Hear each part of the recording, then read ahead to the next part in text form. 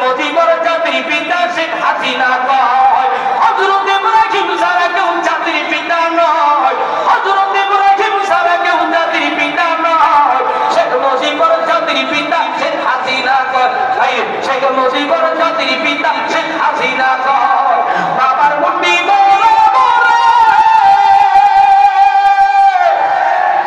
আস্তে কণ্ঠে জোরে কণ্ঠে ঠিক কিনা আরে বাবার মুন্ডি বড়